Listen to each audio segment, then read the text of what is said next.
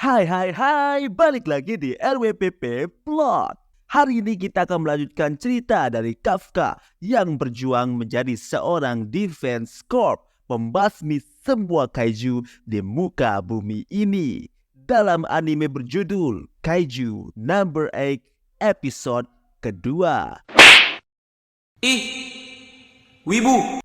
Episode 2 dibuka dengan menampilkan flashback kedekatan Kafka dan Ashiro Mina, di mana mereka berdua membuat janji jika mereka akan saling menjaga satu sama lain. Kemudian beralih ke masa sekarang, di mana Divisi 3 dipimpin oleh Kapten Ashiro Mina sudah bersiap menuju rumah sakit tempat Kafka mode kaiju berada.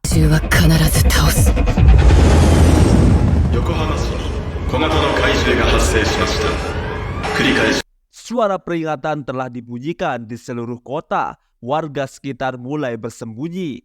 Kembali ke rumah sakit, Kafka dalam wujud kaiju masih di sana. Dia bingung harus berbuat apa. Ichikawa menyarankan agar menjelaskan kalau ini hanyalah salah faham. Dia menyuruh Kafka tersenyum. Dalam mode kaiju, Kafka tersenyum. Aduh, malah makin menyeramkan. Kakek-kakek itu langsung pingsan. Kafka yang mencoba membantu mendekat dan tak sengaja menyentuh tembok sampai hancur. Padahal dia tidak menggunakan tenaga yang begitu keras.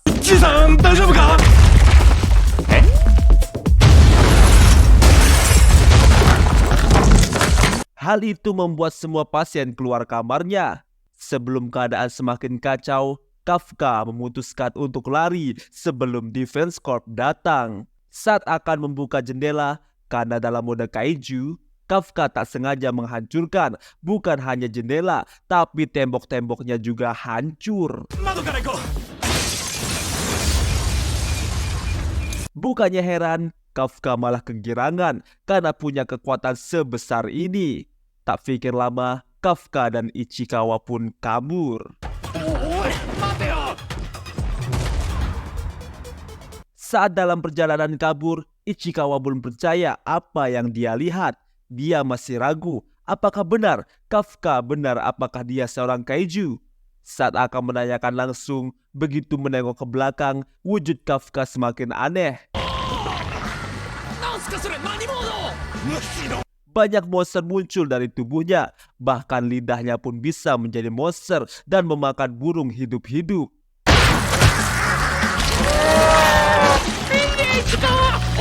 Tak lama, wujud Kafka kembali normal. Tapi kekocakan tak sampai di situ. Bukannya berlari cepat untuk kabur, tiba-tiba Kafka ingin buang air kecil.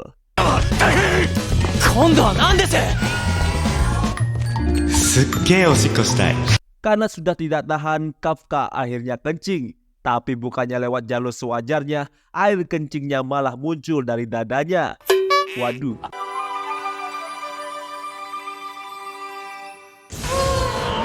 Kafka menjadi putus asa dan bertanya apakah dia tetap bisa menjadi defense corp dengan wujud seperti ini. Tak mau berdiam diri, Ichikawa melihat tempat aman untuk kabur. Sebelum kabur, Kafka merasakan sesuatu. Tadinya dikira yang datang adalah defense corp. Ternyata datangnya dari bawah tanah. Dan itu adalah Yonju, monster sama yang menyerang Kafka dan Ichikawa tadi sore. 別の怪獣。2号車はこのまま直進。我々は新たなポイント。 Defense Corp menerima laporan ada kaiju lain yang muncul. Akhirnya tim dibagi dua, satu ke tempat kaiju, satu lagi ke tempat Kafka. Melihat ini, Ichikawa menjadi yakin jika jumlah Defense Corp yang mengejar mereka pasti berkurang. Inilah kesempatan untuk kabur menurutnya. Sementara di tempat munculnya Yonju, ada korban seorang ibu dan anaknya yang terjebak di reruntuhan. Si ibu tidak bisa bergerak dan terluka. Si anak berusaha menyelamatkan ibunya. Kaiju itu melihat dia dan akan menangkapnya. Saat kaiju itu akan melahap si bocah,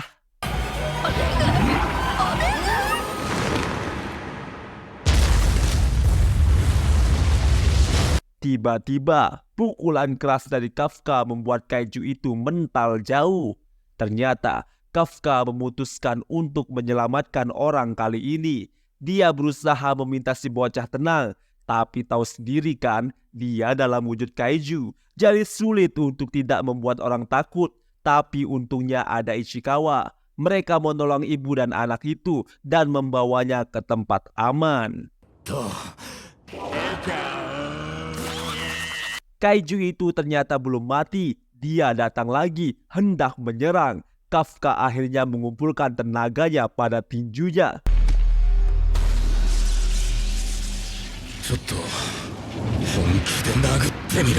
Kaiju itu mencoba menyerang. Kafka menghindar dan BAM! Pukulan kuat menghajar si monster sampai meledak tercerai-berai.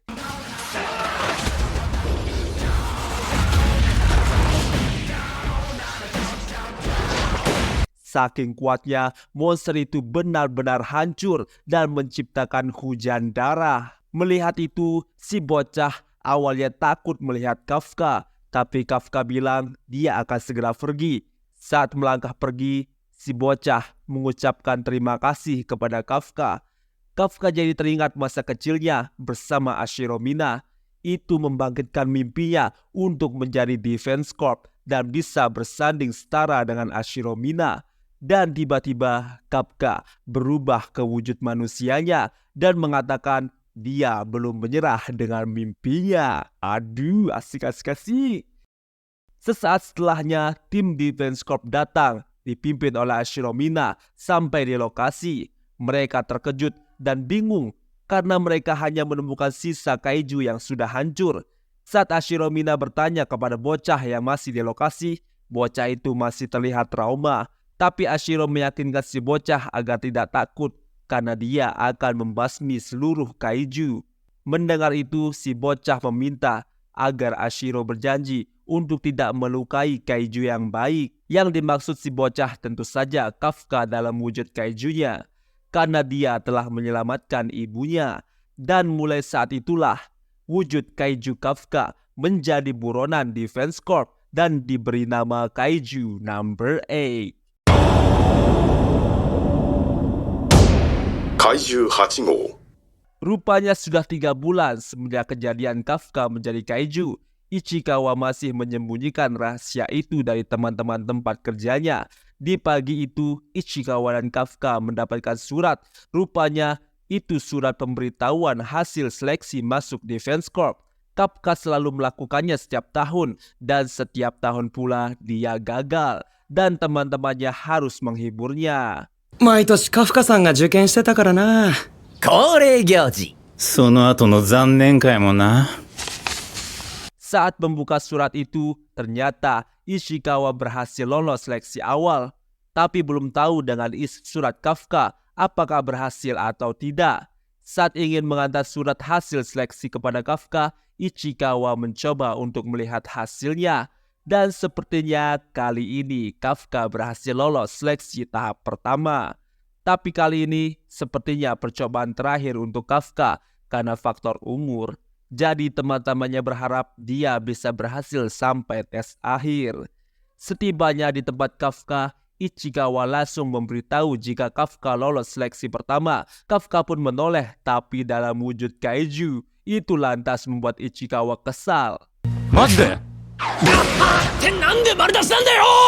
Kafka mencoba berubah. Wajahnya emang kembali normal, tapi giginya masih wujud kaiju. Ichikawa mengatakan jika Kafka harus hati-hati karena dia sudah masuk pemberitaan. Walaupun saat kejadian itu Ichikawa dan Kafka berhasil membohongi orang-orang, tapi mereka harus tetap hati-hati. Lalu Ichikawa menunjukkan hasil tes itu kepada Kafka. Respon Kafka rupanya tidak seheboh yang Ichikawa pikirkan. Kafka hanya bersikap biasa. Saat ditanya kenapa responnya begitu, Kafka bilang dia selalu gagal di ujian kedua. Ichikawa lalu bilang apakah Kafka akan tetap melanjutkan tes 2 dengan wujud kaijunya. Karena di ujian kedua nanti akan banyak petugas. Jika sampai ketahuan maka tamatlah riwayat Kafka. Ini karena Kafka belum bisa mengendalikan wujud kaijunya. Tiba-tiba dia bisa berubah ke apapun. Seperti saat akan membuka tutup minuman, Karena susah dibuka, wujud kaijunya muncul dan menghancurkan botol minum. Dasar. Ichikawa memperingatkannya untuk hati-hati. 10 hari kemudian, tes seleksi Defense Corp tahap kedua diadakan di markas Tachikawa Defense Corp. Banyak penjaga berjaga di sana dan ada beberapa peserta yang diperlihatkan. Ada yang naik motor, mobil, bahkan peserta yang berlari. Saat mereka sudah bersiap untuk ke tempat seleksi, seorang cewek memanggil mereka, terutama Kafka, dengan panggilan paman. Merasa gadis itu memanggilnya, Kafka emosi karena dia tidak suka dipanggil paman karena dia masih 32 tahun. おじさんじゃないです。まだ32です。おじさんじゃん。そうなの？ Si cewek rupanya cuma mau agar Kafka menyingkirkan mobilnya karena dia mau parkir di situ. Kafka makin kesal karena area parkir masih banyak yang kosong. Tapi si cewek bilang dia hanya mau parkir di tempat Kafka karena kebetulan nomor tempat parkir itu bernomor 55. Cewek itu bilang itu adalah nomor keberuntungannya. Karena tak diberikan oleh Kafka, cewek itu langsung inisiatif memindahkannya sendiri. Cewek itu membuka mantelnya. Tapi jangan pikir macam-macam. Rupanya si cewek memakai sebuah suit hitam. Tapi bukan suit sembarangan. Suit itu bisa memberikan penggunanya kekuatan hebat. Si cewek langsung bisa mengangkat mobil Kafka hanya dengan satu tangan dan melemparnya.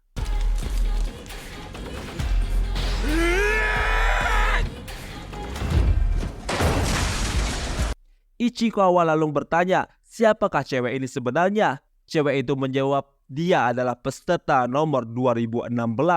Dia bernama Shinomiya Kikoru. Kita panggil saja Kikoru. Hobinya adalah membunuh kaiju. Ichikawa terkejut mendengar nama Shinomiya. Sepertinya dia tahu sesuatu. Anta, なんか怪獣臭くない? Lalu Kikoru mendekat ke Kafka dan mengatakan, apakah dia tahu bagaimana bau kaiju? Dan episode 2 pun berakhir. Wih, baru episode 2 sudah ada karakter baru lagi nih. Apakah Shinomiya akan jadi rival Kafka atau malah jadi teman? Menarik untuk kita nantikan di episode ketiga. Jangan lupa like, komen, dan subscribe jika